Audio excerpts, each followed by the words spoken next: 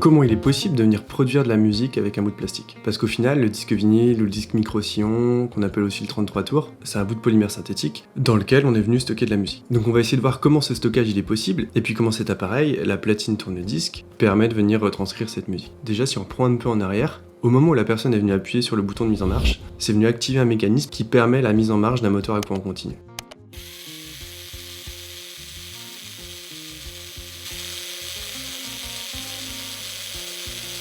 Par l'intermédiaire d'une courroie, ce moteur à courant continu, il va permettre de mettre en rotation un plateau tournant sur lequel on va venir positionner le disque vinyle. Et si on vient mesurer sa vitesse de rotation, on trouve environ 33,3 tours par minute. Et c'est d'ailleurs pour ça qu'on parle de disque 33 tours. Et dans certains cas, on peut trouver des disques avec d'autres vitesses, par exemple le 45 tours. Alors le modèle qu'on a utilisé ici, et comme beaucoup d'autres modèles, il est en partie automatisé. C'est ce qui permet au bras de lecture de venir se positionner tout seul, automatiquement, sur le disque. Alors pour comprendre ce qui se passe, on va revenir juste un petit peu en arrière une nouvelle fois. De nouveau, au moment où la personne est venue appuyer sur ce bouton de mise en marche, alors on a mis le moteur en route, mais on est venu aussi libérer un petit levier qui va permettre d'accoupler temporairement le plateau tournant avec une roue dentée. Et donc durant les quelques premières rotations du disque, une roue secondaire va être entraînée et va permettre d'activer le mécanisme qui va venir soulever légèrement le bras de lecture.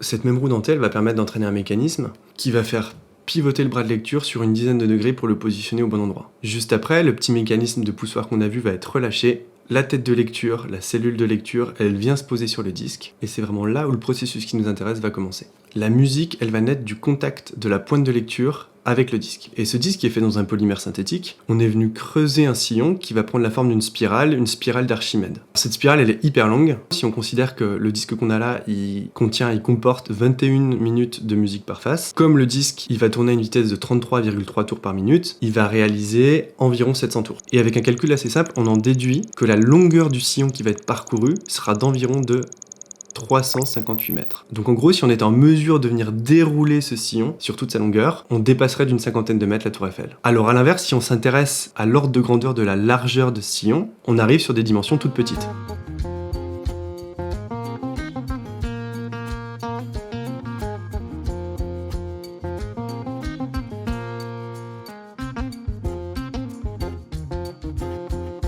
Alors pour vous donner une idée, au microscope binoculaire, on a placé un réglé gradué en millimètres. Les deux graduations noires là que vous voyez à gauche, elles sont espacées d'1 millimètre. Donc on voit bien que la largeur du sillon, elle est déjà très petite devant cette graduation là. Ici, le sillon il mesure environ 0,08 mm, ce qui est environ l'ordre de grandeur de l'épaisseur d'un cheveu. Et grâce à cette vue au microscope, on remarque autre chose aussi. Le sillon, c'est pas une courbe toute lisse. Au contraire, le sillon il suit une forme très très irrégulière.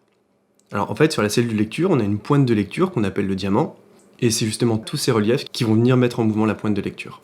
Et c'est justement ces irrégularités-là qui représentent l'onde sonore qu'on va venir jouer. Et c'est pour cette raison que, même sans haut-parleur, sans rien du tout, sans enceinte, en laissant tourner la platine vinyle, on va entendre très légèrement la musique qui est en train d'être jouée. Et ça, en fait, c'est le principe de l'ancêtre du tourne-disque, le gramophone, pour lequel on avait une amplification mécanique qui était réalisée avec l'aide d'un cône. Alors pour mieux comprendre cette histoire d'onde sonore qui est entre guillemets gravée dans le disque vinyle, on va prendre un exemple très simple. C'est pas vraiment une musique, c'est un son d'une fréquence de 1000 Hz. Et comme le son est très simple, le sillon qui est gravé sur le disque, lui aussi il est très simple. Donc ça prend la forme d'une simple ondulation qu'on appelle une sinusoïde. Et cette sinusoïde, elle va permettre, à condition que le disque tourne à la bonne vitesse, à 33,3 tours par minute, de donner naissance à une onde sonore de 1000 Hz. Alors on prend un deuxième exemple à peine plus compliqué. On retrouve toujours une forme sinusoïdale, mais on voit ici que plus on se rapproche du centre du vinyle, ici sur la vue au microscope, plus on se rapproche des sillons du bas, donc plus les vagues sont rapprochées. Donc ce qui veut dire que plus on se rapproche du centre du vinyle, plus la fréquence de la sinusoïde, elle augmente. Et justement, ce sillon, il permet de jouer un son dont la fréquence va varier de 25 Hz à 20 000 Hz. Donc de jouer un son au départ très grave et de plus en plus aigu. Et puis si cette fois-ci on met un disque sur lequel il y a une vraie musique qui est gravée, quand la pointe va parcourir ce sillon, on va entendre l'onde sonore qui correspond. Bon, par contre, il reste quelque chose à expliquer. Parce que contrairement au gramophone, pour lequel il y avait une amplification mécanique, ici, sur une platine vinyle, la musique, elle va être jouée sur des haut-parleurs. Donc ça veut dire qu'à un moment donné, l'information contenue dans ces sillons, elle a dû être retranscrite en signal électrique. Et tout ça, ça se fait aussi au niveau de la cellule de lecture. Donc c'est ici que va naître le signal électrique qui sera l'image de l'onde sonore qui aura été gravée dans le disque. Donc sur cette cellule de lecture, on a un diamant, Donc ce diamant il est monté sur un petit bras qui est relié à la cellule de lecture via une liaison qu'on appelle une liaison rotule à doigt. Et contrairement à une liaison rotule simple, elle permet en fait que 2 rotations possibles.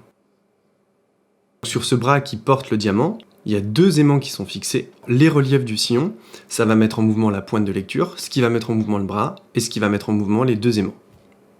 Et ces 2 aimants, ils sont placés dans la cellule de lecture à proximité de 2 bobines. Et on verra d'ailleurs plus tard dans la vidéo pourquoi justement il y en a 2. Le mouvement des aimants à proximité des bobines va permettre de générer un courant électrique par le principe de l'induction électromagnétique. En gros, lorsqu'un conducteur électrique, ici notre bobine, est soumis à un champ magnétique variable, pour faire simple un aimant qui bouge, il y a un courant électrique qui va apparaître dans le conducteur.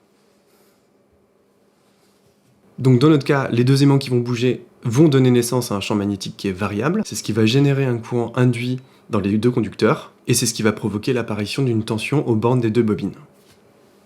Alors, on va reprendre le son très simple, donc le son à 1000 Hz. Cette fois-ci, pour observer le signal électrique, on va venir utiliser un oscilloscope pour venir observer la tension aux bornes d'une des 2 bobines. Et là, on retrouve un signal électrique dont l'évolution temporelle correspond évidemment à un son de 1000 Hz, mais qui est aussi l'image de la sinusoïde qui est gravée dans le disque. Et si on reprend le deuxième exemple, donc le son qui allait du grave vers les aigus, à l'oscilloscope, on va observer un signal sinusoïdal dont la fréquence augmente progressivement, exactement de la même manière que le sillon qui est gravé sur le disque. Et puis avec une vraie musique, on va obtenir le signal électrique qui correspond au sillon du disque.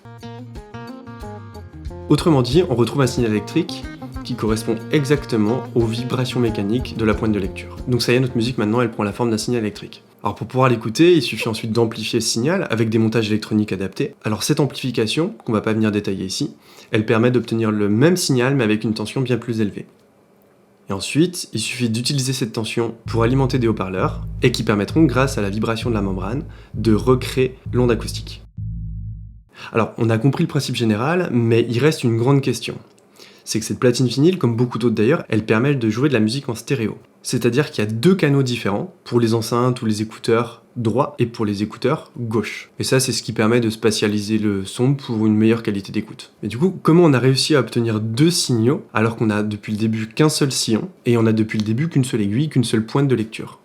Alors en fait, dans le cas d'une musique stéréo, la partie droite du sillon et la partie gauche du sillon ne sont plus les mêmes. La partie gauche du sillon, elle correspondra à un canal d'écoute donné, et la partie droite, elle correspondra à l'autre canal. Pour ce morceau de musique, par exemple, on voit bien que la forme du sillon, elle est plus symétrique. On a bien une partie droite et une partie gauche qui représentent des reliefs différents. Donc pour mieux comprendre, on va revenir encore une nouvelle fois sur l'exemple du signal de 1000 Hz. Mais cette fois-ci, on a un sillon qui est différent. Cette fois-ci, l'information sonore qui correspond au signal de 1000 Hz, elle n'a été gravée que sur une partie du sillon. Ici, elle a été gravée uniquement à droite. Alors ce qui correspond sur cette vue au microscope, à la partie supérieure du sillon. On voit bien que l'ondulation elle est présente que d'un seul côté et que de l'autre côté c'est tout plat. Et là, sur une autre partie du disque, on voit que le sillon cette fois-ci il est gravé de l'autre côté, sur la partie gauche. Donc une partie garde la sinusoïde et l'autre reste plate. Si on regarde en sortie les 2 signaux qui correspondent, si on vient grâce à l'oscilloscope mesurer l'évolution des tensions au niveau du canal droit et au niveau du canal gauche, sur la première partie du sillon que je vous ai montré,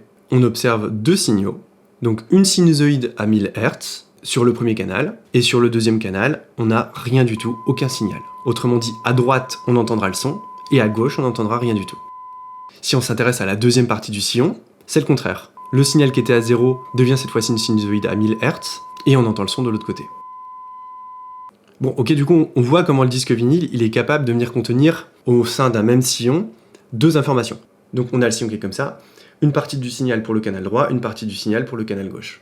Mais ça règle pas complètement le problème parce qu'on a toujours qu'une seule aiguille, qu'une seule pointe. Comment le découplage mécanique, il peut se produire? Autrement dit, comment la pointe de lecture, elle est capable de dissocier ce qui se passe à droite de ce qui se passe à gauche. Tout à l'heure, on a dit qu'il y avait 2 bobines et qu'il y avait 2 aimants. Et si on regarde justement la disposition des 2 aimants, les 2 sont à angle droit. Et si on s'intéresse à la section d'un sillon, on voit que les 2 parois, elles suivent exactement le même agencement, c'est-à-dire que les deux parois sont à 90 degrés l'une de l'autre. Ainsi, lorsqu'un relief est présent uniquement sur le côté droit du sillon, on va avoir un seul aimant qui va être mis en mouvement, et donc on n'aura qu'une seule bobine qui verra à ses bornes la naissance d'une tension.